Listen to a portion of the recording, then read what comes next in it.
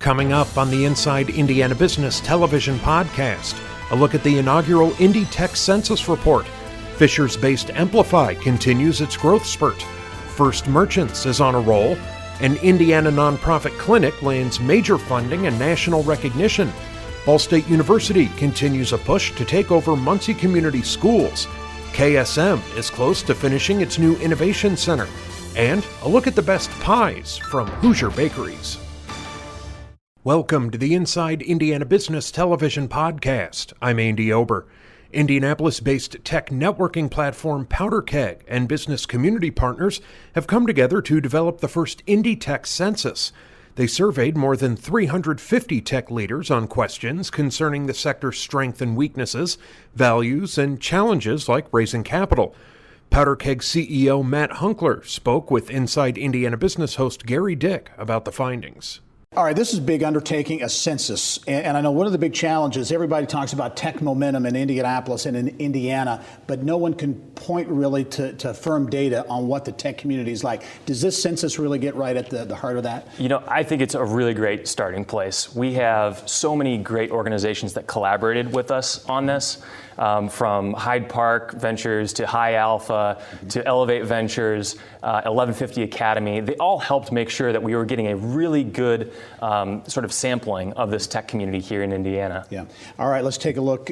First of all, one of the findings that marketing tech is the number one industry in Indianapolis. Not really a surprise, right? Not a huge surprise if you're in the tech industry, but here in Indiana. But to a lot of people nationally, they might not know that we have such an amazing epicenter of marketing technology innovation here. And what's great is we were able to take all of this data, break it down, and write up a full report with our partners at Radius. I'm not sure if you're familiar with them, but they've just done some amazing content work for national clients all over the place. And we were super fortunate that we could dive into things with them, and they could really help us understand how can we take our strengths and make them better, and how can we take some of our weaknesses and make sure we're continuing to grow. Yeah, Salesforce, a number of companies in that marketing tech space here, right? Oh, absolutely. I mean, one thing that Indianapolis has, you know, and PowderKeg is in 9 cities currently around the country. Started here in Indianapolis. One thing that we've got going for us that a lot of other cities in the middle of the country don't have is big exits like ExactTarget, like Interactive Intelligence, like Angie's List and Aprimo. Those have really created just an amazing pool of capital and talent to go on to continue to start new ventures while those companies continue to grow and scale here. Is that one of the surprises out of the survey, the success of these software as a service companies? Absolutely. I mean, these software as a service companies are playing big. In fact, 38% of the respondents in the marketing tech category said they're expecting exits of more than $50 million, which means we're not looking for base hits here. We're looking for bigger plays. You know, let's go for the IPO. Let's really build something big right here in Indiana. One of the other themes I know as we were talking off camera that came out in the survey, in this census, is the need to focus on diversity in the tech community. This is something I was so happy to see and just proud of being from Indiana. We asked people what their number one social issue is, and everyone, the vast majority said diversity and inclusion is really important to them. And I think that's a huge testament to many of the amazing organizations that are here in Indiana, like Ladies in SaaS, Women in High Tech. TechPoint has some great initiatives on this front. As well as some of the work that Josh Driver has been doing in the LGBTQ community, and then, of course, his company, Selflessly, as well. Yeah, this data, rich data, what can it be used for? Is this an economic development tool to use to attract companies here? This is why I'm so excited. I think that knowledge is so important. You know, I come from the age of Schoolhouse Rock, so knowledge is power was something that's ingrained in my brain early on, and we really just want to empower the entire state of Indiana with this information. Because with information, you can make better decisions. You can figure out how to ride this tech wave, benefit from it, even if you're not in the tech industry now. I mean, some of the other findings we saw was that the majority of tech employees make an average salary of more than $75,000, and the majority of respondents said they report 9 to 10 on a 10-point scale of job satisfaction. It's just a great industry to be in. Very good. Well, in this industry, Powder Keg is an important part of it. A community as a service organization, right? Give us a really brief description of Powder Keg. Yeah, I know that sounds like it's a made-up term, and that's because it is. We didn't make it up, though. Our partners at Rise of the Rest, which is just this amazing initiative out of Washington, D.C., they've raised $150 million to invest in companies outside of the coasts. Right. Steve Case, co-founder of AOL, started this with capital from Bezos and several other tech luminaries. They really coined the term community as a service. Anna Mason, who leads investments for Rise of the Rest, she came up with this term, and that's what we're doing. We're really providing community as a service through technology, through this technology platform, so that people everywhere can connect to these high-growth tech companies, and the high-growth tech companies can connect with the resources they need to grow and scale. And you founded Powder Keg here in Indianapolis, but growing in a big way. You announced late in the week plans to add 35-plus jobs and expand into 50 cities ultimately by 2020. That's true. We call it the 50-50 by 2020 plan. We are going big with this, and it's largely due to these amazing programs in Indiana that are just unprecedented. The IEDC, what they're doing with some of their tax credits, like the VCI tax credit, as well as some of their tax grants that they have to grow and scale. And just these amazing programs. Developer Town is where we started our offices for Powder Keg. Now we've moved downtown to Industrious, which is a national footprint of over 80 locations. We're down on Mass Ave now. Would love to have people come check out the space and see what people are building. Very good. Continued momentum in the tech space. Matt Hunkler is the CEO of Powder Keg. Great information on the census, and congratulations on the expansion as well. We'll be following the story. Thanks, Jerry. All right. Still to come, a Hoosier bank is riding momentum, and an Indiana physical therapy clinic gets national attention. But first, Fishers-based Amplify is touting a year of growth and has plans to add more than 30 employees this year. The employee management analytics company officially launched last year and has attracted millions of dollars in funding. Reporter Mary Rachel Redman has more. Almost 2 months into the new year, Amplify is on a roll.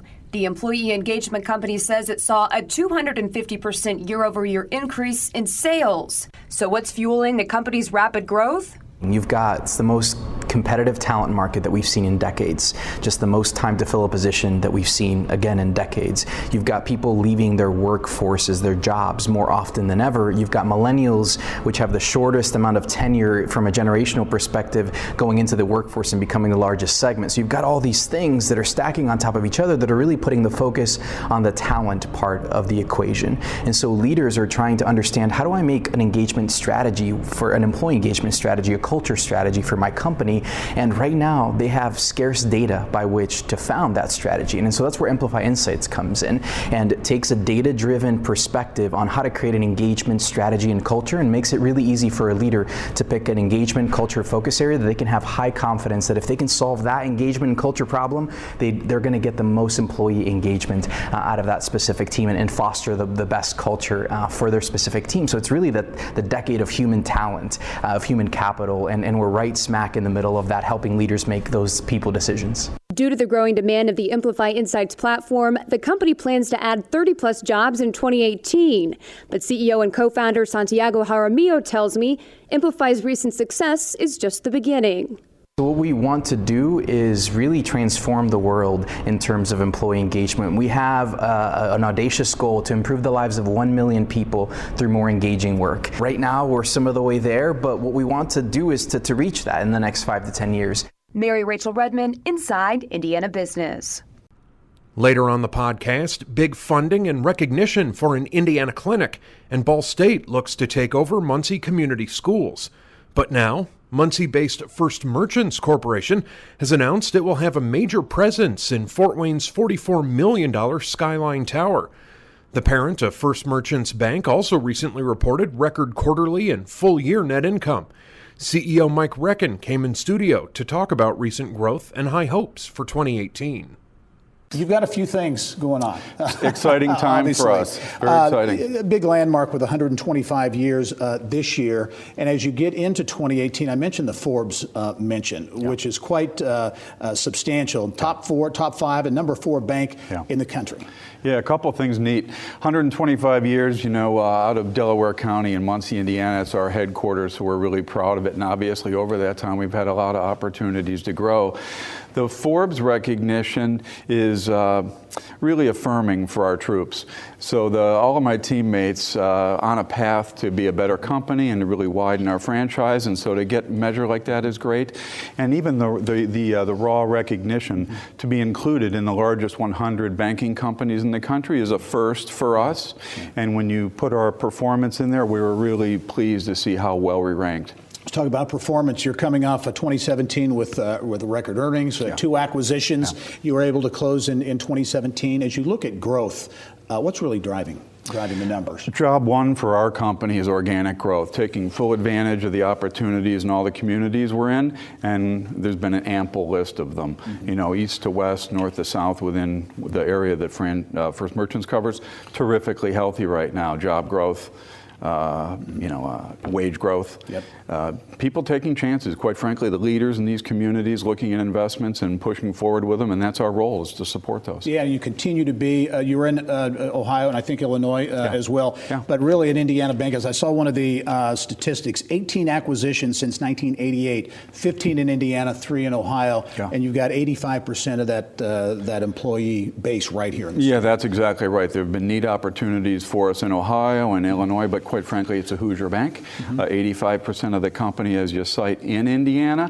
They're markets that we know. They're markets where our teammates can execute, and that's really a key for us. You talk about markets. You're making a big move, a regional headquarters, if you will, in Fort Wayne. Some really high-profile office space in the Skyline Tower and that vibrant downtown. Well, what Mayor Tom Henry's done up there is kind of special, and so we're kind of following the lead of other collaborations that he's put together. But this Skyline Tower opportunity to take what Grable Bank and Markle Bank, the companies that have joined First Merchants, to take the progress that they had made and to go right to the heart of the town is really exciting. It's a special time in Fort Wayne's history right now. Do you see this as the potential for more growth in Northeast Indiana? Yeah, we're going to start out in 18, Gary. We're going to consolidate all the lines of business down there, and then we're immediately on the back end of that going to look at our retail configuration to see if some banking centers that could serve their growing communities also make sense. So it won't be the end of what we do in Fort Wayne. As we wrap up, looking forward at growth opportunities, you've made a number of acquisitions. Do you see growth by acquisition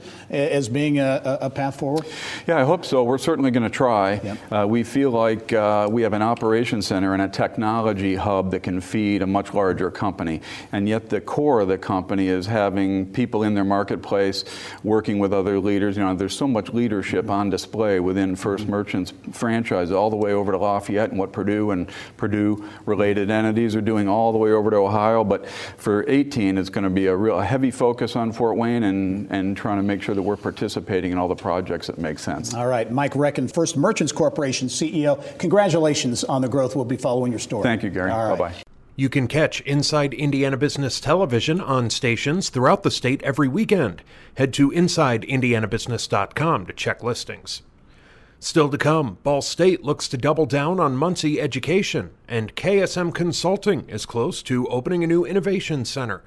But first, NeuroHope, a nonprofit physical therapy clinic started by a quadriplegic and a therapist, has been awarded a nearly $1 million grant from the Indiana Department of Health. It's also become the 11th worldwide affiliate of the Christopher and Dana Reeve Foundation Neuro Recovery Network. NeuroHope Executive Director Chris Liu talked about the big news with Barb Lewis in the Business of Health. So with all the news, let's start with the grant. What does the grant allow you to do now? It allows us to expand. This is something that we are excited to announce. It's been a long time coming. So we started NeuroHope 3 years ago. We opened 3 years ago. We specialize in spinal cord injury recovery, brain injury recovery, neurologic injury, but specifically for individuals after insurance is up, after they're discharged from inpatient and outpatient, because these injuries require a lot of time to recover from. And so they need a lot of help and innovative help. So how about this affiliation now with the new network? What does that allow you to do? Christopher Reeve, very big name. Yeah. So when we started NeuroHope, one of the main goals we had was to create a clinic where people could come for continued care, affordable care, for private pay rates, and we also wanted to join this neurorecovery network. I rehabbed at a place that was part of this network for my spinal cord injury recovery. Became really moved by some of the interventions that they had there, and I wanted badly to bring that to Indiana. So our new grant comes from the Indiana Spinal Cord and Brain Injury Research Fund. It funds us partially for 2 years to let us expand services, bring a lot of these interventions to Indiana, and has enabled us to move to this new gym now in the Incrediplex, which is in Lawrence, and we're able to join the Neurorecovery Network. So the Neurorecovery Network is a collaboration of a handful of clinics in the country that work together, standardize interventions, share research, and we are thrilled to be a part of that. So it gives us a chance to really reach more people and bring that level of care here to Indiana for affordable rates for people. That's the main thing that we're trying to stress. Healthcare is great here. We're trying to go beyond that, where people can get continued care. So. When you talk about innovative treatment, and I know you're having an open house on February 23rd, and people can come to the Incrediplex in Lawrence and see it for themselves, but how is it different? Like you said, you went to Utah, you wanted to bring it back. What is so different about it? So traditional healthcare is a little bit limited in what they can offer because it's insurance-based. Individuals have to go home very quickly.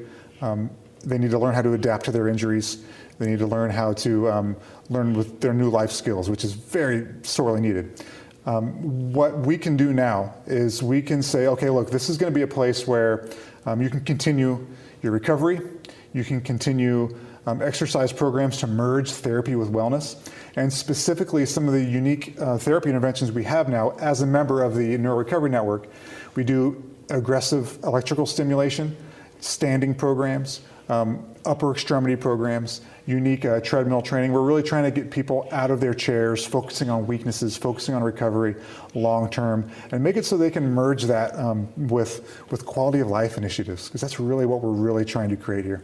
So you have, you're trying to expand on this, and that means getting more people, helping more people. How many people were you helping last year?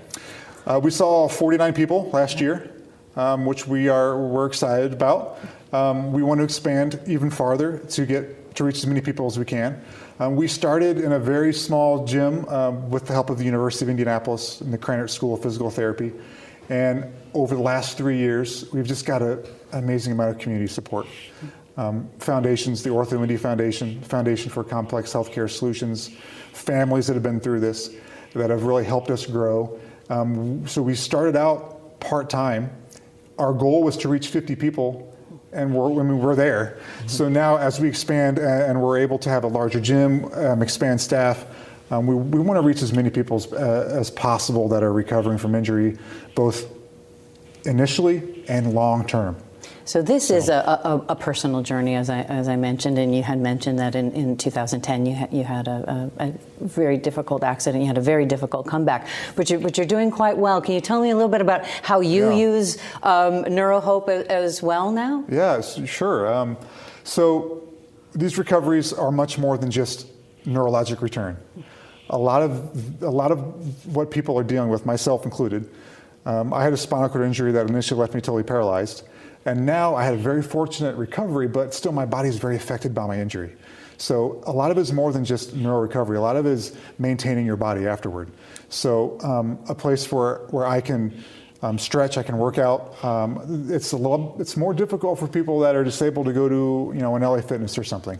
So personally, I use NeuroHope to have a place where I can go to use some of the equipment we have that I can't do at a normal gym. Mm-hmm. And so a lot of our patients do that as well. They integrate their therapy, their rehab, with more of like a wellness program to help their quality of life long term. Well, good luck on your open house next week. Thank you so much for being on the program. I appreciate it. Thank you so much.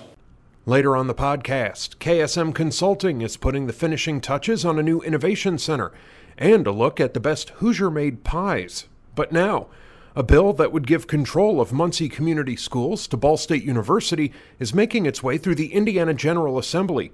Ball State President Jeffrey Mearns says he's already begun discussions with the community about the proposal. He discussed the idea in our Eye on Education segment. House Bill 1315 making its way through the State House, approved by the House, will go to a Senate committee, I think, in the next week or so. Appears to be on a track for approval. Why, in your view, does it make sense for the university to take over management of Muncie Community Schools? Well, so there can be no doubt that there are challenges that are being faced in the school district, primarily financially, but those are not the exclusive ones. And we believe that the university is uniquely situated to help address those challenges. You know, we've been educating teachers and academic administrators for nearly 100 years. We believe we can bring that talent and experience to bear on solving the problems.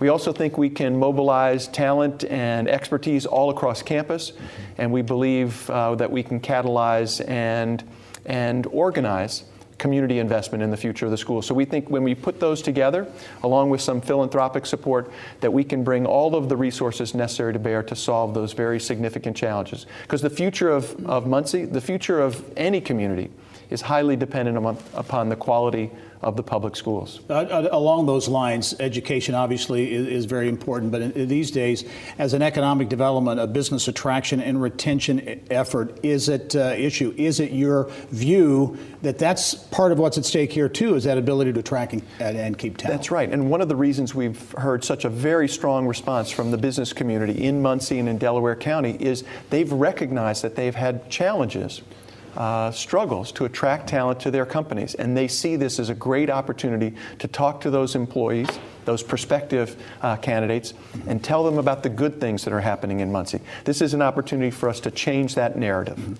There are some critics, those who push back, saying this would mean a loss of local control. I think part of the bill as it stands now would, you wouldn't have an elected school board, you'd have an appointed school board. What about the issue of lack of local control? Well, so I think that's actually a misdirected criticism. I understand it, but I don't think it's really on target, because the current option right now is not to retain the powers of the local school board. In fact, as a result of the decision by the state agency, by the DUAB board back in December, the total control of Muncie Public Schools right now is in the hands of an emergency manager. We think this is much more of a local control. And we're not just invested like the emergency manager in a temporary short-term solution. We're invested for the long term. It took many years, perhaps a couple decades, for us to get in this situation. It's going to take many years for us to get out of it. And Ball State, our university, our future is linked to the future of the schools. So we're going to be there for the long term.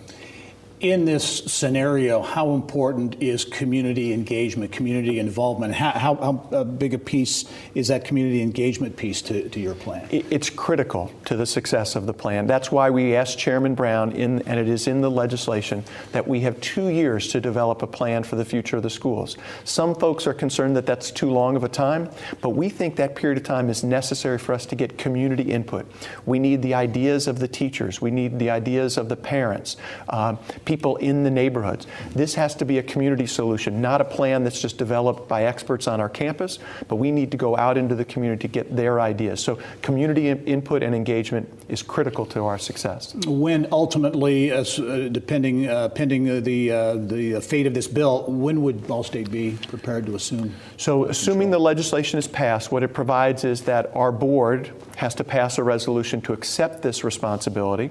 I would anticipate that if the legislation passes in this session, we have a board meeting on March 30th. I would anticipate that the board would be prepared to act on that statute at that time, and then it becomes effective on July 1st. When you arrived on the Muncie campus, I think from the beginning, our first interview, you talked about your interest in connecting Ball State to the community, to Muncie, to East Central Indiana. This would seem to be part of that vision. As you look at that over the next several years and that taking shape, how important will it to be for Ball State to really engage with the region? Right. So when I arrived, I certainly didn't anticipate taking on this responsibility, but it is consistent with that. And what I said at the time, and have said since I arrived on campus, campus.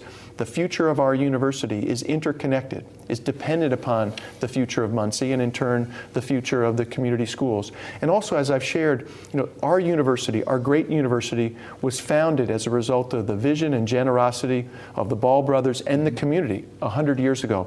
We think we have an obligation and an opportunity to repay that debt by restoring the schools and enhancing the community. Final question, do you sense engagement in the business community, not just on the Muncie Schools issue, but more broadly on economic development and other partnership opportunities? I do. They're engaged in this initiative, and also I would anticipate that they're going to become more engaged with us in terms of economic development and neighborhood revitalization efforts. And these two projects, these two very important tasks go hand in hand, restoring the neighborhoods and creating job opportunities and restoring the schools. So we're working on those together. All right, Ball State University President Dr. Jeff Mearns will be following a lot of those stories, a lot going on the Muncie campus in the future. Thanks very much. Thank you very much. All right. Still to come, we spotlight the best places in Indiana to get your pie fix. But first, Indianapolis-based KSM Consulting is expected to wrap up construction on a new office and innovation center in April. It will house the firm's data analytics and project management operations, as well as about half of the company's employees. KSM CEO Tim Cook and KSM Consulting CEO Charlie Brandt joined IIB to talk about the project. Charlie, I want to start with you. The name, it's on Monument Circle, KSMC 111. What's it all about? Yeah, thank you. Very much appreciate the time today and my debut appearance on your show. So very excited to be here. We have been looking for a while to, as we continue to grow, to find new office space. And as we looked around, we found space downtown in the 111 building on the second floor overlooking Monument Center. And that came together for us as a perfect location. When you talk about an innovation center, and I know one of the things, we're looking at some of the construction video right now, but one of the things you want to differentiate is the fact that this is not a co-working space, but specifically an innovation space. What are you talking about? Yeah, thank you. So one of the dispositions we have as we work with our clients is to really embrace their problems, understand them, internalize them like they're our own, and then help them find best answers and best solutions. A big part of that is the design thinking methodology. So in addition to having office space that makes sense for about half of our people, we're building a design thinking and innovation center down there as well. And we hope to be able to bring together our employees and our clients and the community to find best answers. The location on Monument Circle, that's certainly a high-profile space, but with this accumulation of tech companies, and it is really becoming a tech hub, if you will, that space probably a key part of the decision to locate there. Yeah, Gary, I mean, if you look at downtown, there have been so many big tech projects that have come on board over the last several years. The neat thing about Charlie's project is that it's not only a lot of high-paying jobs, that's always a big success for the city and the state, but I think the innovation concept is very unique to Indianapolis. And Charlie and his team have spent a couple of years designing, developing that.